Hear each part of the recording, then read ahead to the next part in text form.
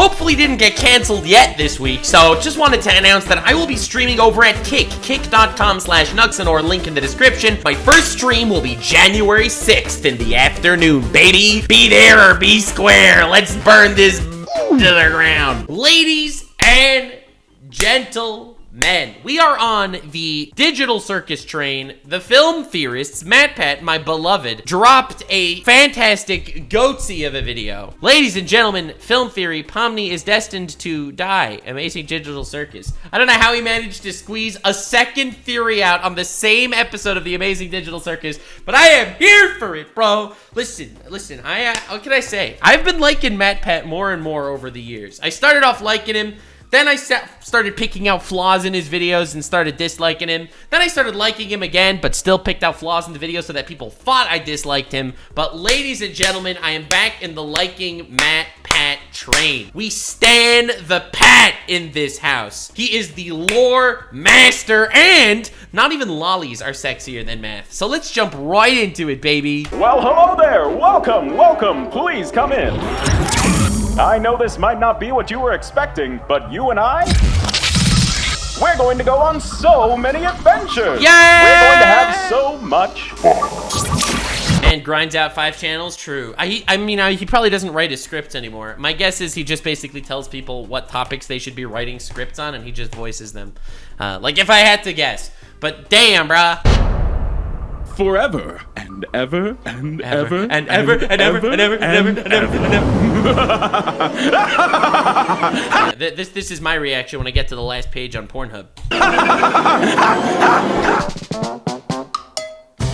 Hello, Internet. Welcome to Film. Yeah! The show that's here to show you the most jaw-dropping, heart-stopping, mind-bending theories you can imagine. Please In case you missed our last theory on the Amazing Digital Circus, the long and short of it is that we believe that the circus here isn't exactly what it appears to be. No shit. Whoa. Whoa, that's crazy, guys. No. I'm sorry. I don't mean to nitpick, but if you watch this last video on the Amazing Digital Circus, it's not what it appears. Instead of some futuristic, fully immersive experience, we No one thinks it's that. What? believe that it's actually a VR video game from the 1990s, one that copies the brains of anyone who puts on the headset. It then turns that copy into a digital character to go on adventures throughout the circus. So the people trapped in this world looking for an exit, they're not actually people, just digital copies of their consciousnesses. It's Sword Art Online, but there's more Rule 34 somehow. I gotta feed the Twitter haters at some point. I gotta make the porn jokes in this video so that the Twitter people could go mad. Personalities. That's why we repeatedly see workstations of VR headsets in the first episode, but with no one actually wearing the headset. Our theory for this show is basically what the plot is of the show, instead of what the plot might have been of the show if it was something else. We continued by saying that Pomni is either the creator of the game or an employee at the development studio making the game, as evidenced by our mental breakdown when seeing those work desks. And while that part is definitely the theory. That is part of MatPat theory. That's not common knowledge. That you gotta respect the man for definitely grinding that. Is the direction that I still believe the series is headed for. Right. How about we talk about something else? You see, there's still a ton like the sponsor of this week's video. to dig into here with the digital circus. Well, sure, those initial theories are the ones that I think are the most likely and the most intentional. It's once to stretch a bit further out that some of the truly fun, wacky ideas really start to develop. Ooh. Are they right? Yeah, probably not. Are they interesting and fun? Absolutely. Based MatPat. I love when he does this, because sometimes he'll make a theory and he doesn't tell you that he doesn't believe in the theory that he's saying. And like you're just sitting there wondering, like, there's no way he actually believes this shit. I like when he at least tells you that the following is going to be theories that would be cool, but probably aren't real. Thank you, brother. And therein lies the beauty of theory crafting. For example, last time I briefly tossed out a bit of wild speculation that the digital circus may have itself some biblical connections. It always gets annoying to me. I made this comment on my literal reaction to the first thing, and it's like, wow, are you biblical connections? That's crazy. You mean because C and A is probably Cain and Abel? In this brief scene exploring the back rooms of the company who seemingly created the circus, we see the initials C and A painted onto the wall. C. I love how that's his one example of biblical reference. He made me immediately connect things back to our lovable AI ringleader Caine, a guy who's probably the most in control of this entire situation. At least so far. If you tend to see the name Caine partnered with the initial A in any sort of pop cultural You think Abel? What? reference, the first Pop culture reference? Guys, did you know that the Old Testament is just a pop culture reference? immediate jump is going to be to the biblical story of Cain and Abel. See, Cain and Abel were the children of Adam and Eve, the first humans to ever exist in the Abrahamic religions. At the time, I wasn't really sure if this was meant to be anything or if it was going to lead anywhere, but the more I sat and thought about it, the more connections that I started to. That's an incredibly major point, and it's absolutely going to be fundamental to the series. What is Cain's job in the actual Bible? Like, what does he do? He kills his brother. He commits history's first murder, right? He kills his brother, and then God says, "Hey, Cain, where's your brother?" And Cain says, am I my brother's watchman?" Bro, literally trying to gaslight God. Like, what are you trying to do here, homie? Right? So I think that that's very interesting in regards to what Cain is doing as a character in this story. I don't know if it'll actually be the Cain and Abel. I think it's going to play much more into the trope of the character or the philosophy of the character. Very dumb. For example, in biblical canon, Cain kills Abel and becomes the first murderer. And what does Cain do multiple times throughout the pilot? He pops bubble for comedic effect. True! Oh my god. Ow! You parasite! Cain kills Hilarious scene. a bubble. No! This is it. That's the end of the connections, guys. We've solved it. A bull. Coincidence? Absolutely yes. It is single-handedly one of the dumbest things I've ever said in a theory. And yes, it is probably. Thank you, MatPat, for acknowledging that. It's not the dumbest thing you've ever said in a theory. If you want to see the dumbest thing you've ever said in a theory, don't worry, homie. I absolutely got you. Why am I here at the top for MatPat Lolly? No! Over here, we're doing the math now, and nothing, not even that lolly on the other page, is sexier than math. Yes. This was the worst thing you've ever said in a video, ladies and gentlemen. This, not the worst thing you've ever said in a video. I've said a lot of dumb things in theories, but other parallels that I found as I was doing this little brain search through the episode again were a lot more compelling. In fact, some connections were so large that I believe I may have just cracked the question of what the digital circus is wide open. You see, loyal theorists, the amazing digital circus is— Don't say it's Purgatory. Thank you, Chad. I don't know how that word slipped my mind. Yeah, this do be it's a purgatory. Isn't just some mere video game that's trapped these consciousnesses. No, it's something much darker. It's an eternity of torment and torture. The amazing digital circus is, quite literally, hell. Put on Okay, I think the purgatory theory is a lot cooler.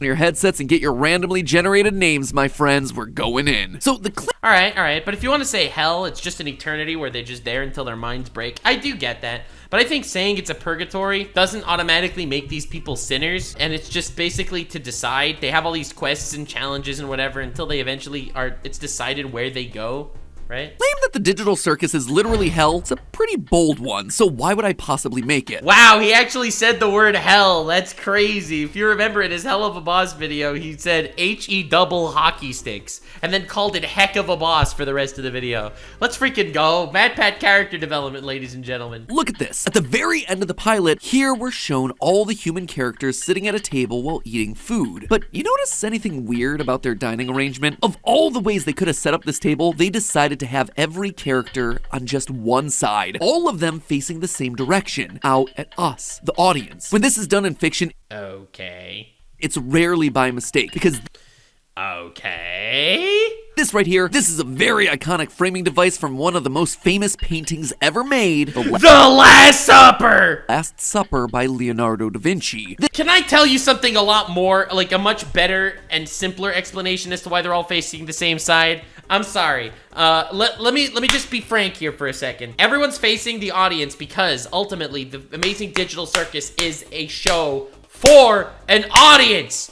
It is for an audience, bro. That's the whole idea. That's why they're all here in a circus, that they're playing things up. They have Caine up there upstairs working things through. It's so the audience could watch them. That's why they're all facing the same direction, because they're in an amazing digital circus where Caine has to step in and make sure the game is running smoothly. One of the most famous paintings ever made, The Last Supper by Leonardo da Vinci. This depicts the final meal of Jesus and his followers shared before his crucifixion. It's been the backbone of conspiracy theories and Dan Brown novels for centuries. Gooseworks, creator of the series, and all the other creatives over at Glitch, they're smart people. They wouldn't be What? using this imagery without understanding the historical baggage that comes along with it. The historical baggage of everyone sitting at the same side of a table facing you. Ah, yes, the historical baggage. Bro, don't tell anyone about Harry Potter where they're all freaking sitting on the same side of a table facing the students. It's not just the table layout that's worth calling out here. Look at Pomni in the center, the exact position that Jesus is in for the painting. And notice the colors of Pomni, red and blue. Wouldn't it be weird if, oh wait, never mind, Jesus is also dressed in red and blue. That's cute. That's dope. MatPat, that is fucking awesome. That's really cool. I'm not gonna lie, the red and blue stuff, I am with you, homie. Even though this is probably more RNG, but damn, that's cool. Good insight. The interpretation of his colors is that the blue represents the divine half of God, heaven, and his red represents the blood, mankind. So in Jesus, you have the mixing of these two elements. A God born amongst men and set to live as a human, red plus blue. And in Pomni, we actually have something similar, at least if our earlier theories were correct. A creator of this game, a god of this world, if you will, now set to live as a part of their own creation. It's not like religion is completely absent from this world. Interesting. That's not bad. Have you noticed the colorations of me? My colorations? Red and blue. Have you ever considered that I am Jesus? Jesus was Jewish, and you've never seen my face, so like, it kind of all matches. I'm just saying. Have you ever considered? Bet you haven't thought of that one. Either. Quite the contrary. We know for a fact that God exists in the circus in some form or another. During the first adventure that Caine sets up for Pomni, the Gloink Queen says this. I am Gloinks. You will be Gloinks. God will be Gloinks. What an oddly specific thing to say. Is it, or is it just showing that? Is it really that oddly specific, though? I mean, okay, I mean, that doesn't mean that God is canon in this universe. Okay, you know, all right, I'm gonna give you the creative liberty on this one. References that we can build off of. Let's talk about abstraction. According to the show, when you obsess over being trapped in the circus and drive yourself crazy looking for a way out, eventually you get to asking what the point of anything is, and you completely lose sight of who you are and why you're even alive, and when you reach your breaking point, something really terrible can happen. This is known as abstraction, and we see the results of it when we meet Kaufmo the Clown, or at least what's left of him. Oh, Kaufmo's been abstracted. Last time, I wasn't really sure if we Okay. had enough to really make a judgment over what was happening here, but I did find some more information when digging through the creator Gooseworks' Tumblr. According to her, Ooh, Tumblr information. Let's go. Now I'm interested. abstracting isn't just going crazy and becoming a big scary monster. It's definitely part of it for sure, but there is a deeper meaning. It has many eyeballs. You know what else has many eyeballs? Angels, according to the Bible. Damn. Through the creator Gooseworks' Tumblr. According to her, abstracting isn't just going crazy and becoming a big scary monster. It's definitely part of it for sure, but there is a deeper meaning. According to Gooseworks, when you abstract, you lose everything about yourself. You're stripped of every single scrap of individuality that you become something unrecognizable. All abstracted people look the same. This glitchy four-legged monster covered in eyeballs. And perhaps most importantly, abstraction cannot be undone. Now, looking back over the series with this new lens of religious imagery, the abstracted start resembling something else, something beyond just monsters. No way he's gonna go with the whole angel stuff, right? There's no way he's actually gonna go with the angel stuff. No! No! Because it has many eyeballs! Almost look like angels. Well, We called it, chat. We fucking called it, bro. Pre-watched, bro. Don't even start with this pre-watch stuff. We called this way too easily. Oh my god, bro. not really angels, more biblically accurate angels, which, How did we know he was gonna do this? ironically Is it okay though? I mean, no, I guess, but it's not like I'm gonna do anything about it. enough doesn't really come from the Bible. Let me explain, it's kind of confusing. 3 years ago, a meme started spreading across the internet featuring these monstrous multi-eyed creatures. He's calling this 3 years ago a meme spread through the internet? Oh my god, dude, did you just read the... They were called biblically accurate angels. Now, you might look at these things and go, really? They don't exactly look like the traditional image of an angel. Is he really getting into biblically accurate angels? How did I know he was doing this, and why is he going into details like this? Robes and wings and halos and all that. But what Okay. they're riffing on here is a very specific part of the Bible. A few chapters in the book of Ezekiel where he describes having visions of winged creatures with 4 faces. Some human, some animal, and these creatures were were joined by wheels within wheels with eyes. Here's a version of the quote. I looked, and I saw beside the cherubim 4 wheels, one beside each of the cherubim. Their entire bodies, including their backs, their hands, and their wings, were completely full of eyes, as were their 4 wheels. Oh, he's saying this like, whoa, I can't believe MatPat attached this. Chat, we are so smart. We are so smart. Pre-watched. Eyes, or ophonym, both are and aren't considered angels depending on what documents you're using and how you're classifying things. And again, all of this is based on a few very short lines in a very long, very ancient religious tradition, but that's neither here nor there. The point is that these religious entities are always described as having an abnormal number of eyes all over their— Oh yeah, well where are the wheels on these abstractions, huh? Got 'em! That we're seeing in Digital Circus. The weird descriptions even fit with the name Abstraction. These so-called biblically accurate angels are weird, almost completely unrecognizable to humans because we can't comprehend what we're witnessing. They're unknowable. In other words, they're abstract. Now, while it's— Oh my god! Oh my god, bro. It's never made clear why these biblical creatures would have so many eyes. One persistent idea is that the design represents God's watchful eye over us. They're always watching us because God knows all. He sees all. Look again at the Digital Circus. Oh my god, bro! The Gloink Queen has many eyes too! That's crazy. I'm sorry. I'm so sorry. Ton of eyeball imagery here. Oh my god, I was joking. I was literally joking! Here. All throughout this first episode, eyes are hidden in the intro, they're hidden in painting. Hidden! They're hidden everywhere! Dude, I hate the predictability of it. Come on, man. They're hidden in the background. Caine even admits that he wants all the cast to stay in the circus. Where I can keep my hundreds of all-seeing eyes on you.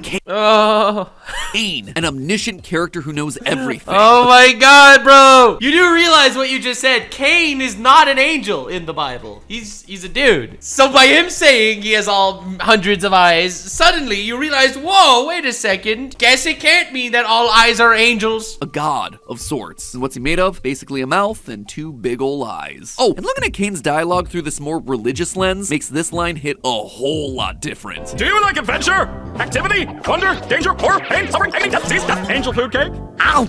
Get it? He said angel food cake? Why angel food cake? Like, why call out that specific type of cake here? Again, we have ourselves a weird connection to angels and religion that comes seemingly out of nowhere. But the most compelling reason for why we can draw parallels between this series and all these religious ideas has to be the way that the creator Gooseworks talks about the Digital Circus. When asked if anyone in the series would be killed, Gooseworks answered that it depends on your definition of kill. Oh! Good stuff, good stuff. But it's interesting that she makes this distinction. It means that none of these characters can die, so to speak. They're trapped in here forever in eternal torment, just like hell. Gooseworks also talks about how characters deserve to be there, specifically calling out Jax as the one who deserves to be there the most. Oh, dude, Jax is an interesting character. This man's gonna have like a whole ass lore backstory thing. Man is coping with the suffering in this world through sheer pettiness alone. Using the phrase deserves to be there, it shows that the circus— That's why I think it's a purgatory, not a hell per se. It's more if you want to go down the absolute biblical rabbit hole. I do believe this is so much more likely a purgatory than an actual hellscape.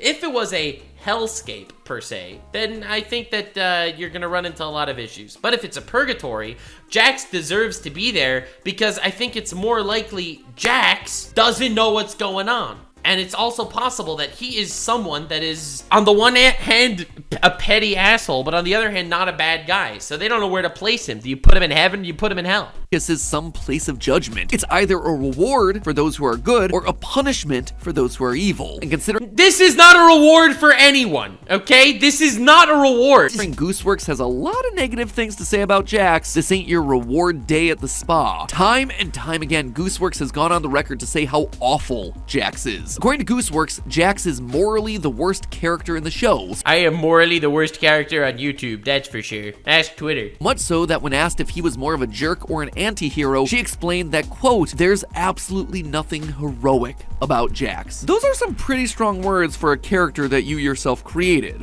Is it though?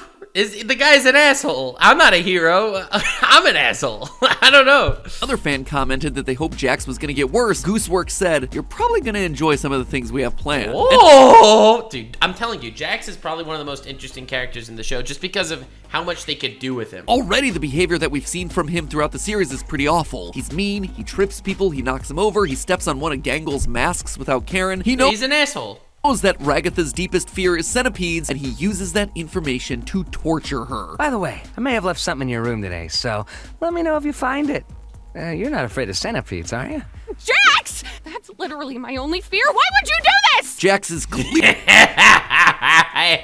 He's so based. clearly not a good person. So if Gooseworks is saying that he deserves to be in the circus more than most, then it clearly implies that we're trapped in hell. But just because they're in hell doesn't necessarily mean it has to be your typical fire and brimstone hell. Case in point, one of the most influential depictions of hell— Oh my god, he's actually gonna start getting into hell and how hell doesn't literally need to be fire and brimstone, and this could be an interpretation of hell. He is so deep in this hell theory, oh my god! comes from a play by French philosopher Jean-Paul Sartre, known as Huis Clos, or translated into English, No Exit. In it, 3 people condemned to hell are brought into the same room and locked inside, but instead of a torture chamber, they just find a comfortably furnished room. Not exactly what you'd expect, right? But as these 3 start talking and getting to know each other, they realize they don't click. They annoy each other, they push each other's buttons, and they twist the knife until one of them realizes this is the torture. A famous line— Yo, crazy!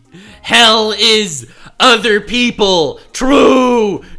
This is why I stay inside. This is why I don't touch grass. Ladies and gentlemen, this is why I limit my social interactions, because hell is Twitter. Line from the play reads, "Hell is other people." That sounds exactly like what we see here in the digital circus. Oh my god, he used the quote! It's 6 people who don't necessarily click with one another. Yeah, but they don't hate each other. They don't annoy each other, except for Jax, I guess. I don't know, man. No matter how— Out of all the very popular indie animated series on YouTube, I think the 3 biggest are Hell of a Boss, The Amazing Digital Circus right now, and Murder Drone. Those are the 3 biggest indie animated series on YouTube. There is no way they are going to make this set in hell. That's from Sartre. I know, but still, that he's trying to use that to say that this could be hell. There's no way they're going to make another series set in hell. There's no way. There's no way they saw the Amazing the Hell of a Boss and they're like, yeah, we're going to make another series that's taking place in hell. They wouldn't do it. how polite they are, they all still push each other's buttons. They exploit each other's fears and fake laugh at each other's jokes. But the worst part of all, there's no exit. Trapped in a digital room with no escape. But now to the big question. What's the point? It's all interesting for sure, but why bring up all these parallels? Well, if we can point to all these religious ideas to show what the digital circus is and how they're going to be using it in the story, we can also use them to point to where the story is headed. Specifically, we can use the religious imagery to get a pretty good idea of what Pomni's story arc is going to be. You see, Pomni is digital circus's parallel to Jesus Christ. I love how he's running with it. Man sees red and blue and he's like, yes, sir! No, that sounds insane. Sounds crazy enough for one of those MatPat out of context compilations that I see floating around. But the connections are there when you actually stop and look at them. I mean, think back to what I pointed out earlier about the— That's your one proof! That's your one proof! No! Last Supper scene. Pomni is framed as the one in the center, exactly where Jesus is sitting in the painting. Her color scheme matches Jesus's. His robes are split This is the one proof. between 2 colors, red and blue, just like Pomni's jester outfit. Okay, so chat's just being like, but if Jesus is here, then why is Jesus in hell? Damn. Additionally, we have to consider Pomni's hand. About halfway through the episode, when the abstracted coffin Have you considered Pomni's hand? attacks Ragatha and makes her glitch, Pomni tries to help her and gets her hand glitched in the process. This plotline is actually left unresolved at the end of the episode, with Caine fixing Ragatha, but not Pomni, who keeps the glitching hand a secret. In Christianity, wounds or scars on your hand like this usually reference a very specific thing, stigmata. These are representative of the wounds that Jesus got when he was being hammered onto the cross, usually depicted as scars on your hands. Another connection to Pomni. And Maybe?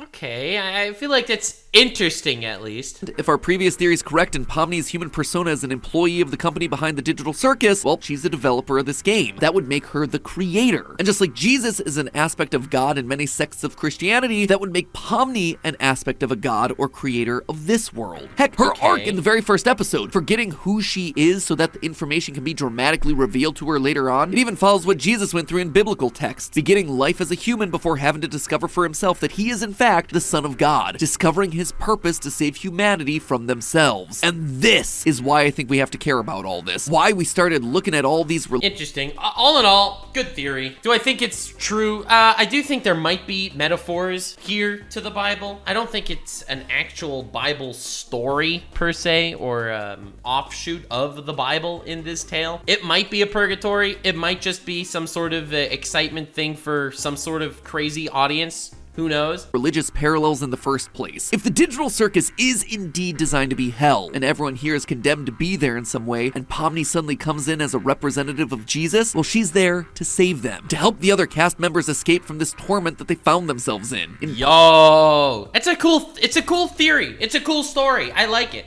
I would say my mind is slightly blown.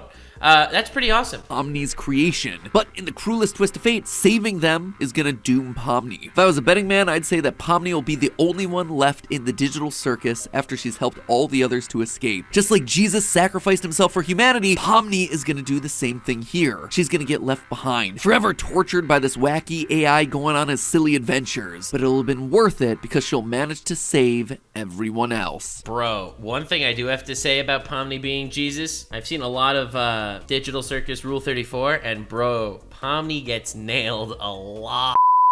But hey, though the cast of the amazing digital circus might be being burned by their experience on the computer, you don't have to be, thanks to our sponsor for today's video, Opera. Ever since Opera first approached us, I've been really impressed with how much they've packed into their browsers, including their latest. One of the big feature upgrades though in this new Opera browser— Yeah, Opera GX. It's a browser for gamers. Gaming gamers. Is it cool? Yeah, I guess it's cool. There are a couple of background here and there things that I think are interesting. I do think that the Last Supper example is funny. I think that the fact that they're all facing us, just like the Last Supper painting, they're all facing us, the red and blue on Pomni, like the red and blue on Jesus in that painting. That's pretty cool. That's pretty cool. I'm not gonna lie. I like that. I think that's actually really interesting. And but that's kind of where I feel like this ended. The interesting aspects of this theories kind of ended there. Ladies and gentlemen, thank you so much for being here. This was MatPat, and me not being too mean about it, even though I think that 60% of this video was irrelevant and not founded on anything. It was still interesting. But my favorite thing is the nothing, not even the lolly on the other page is sexier than math. That's my favorite thing.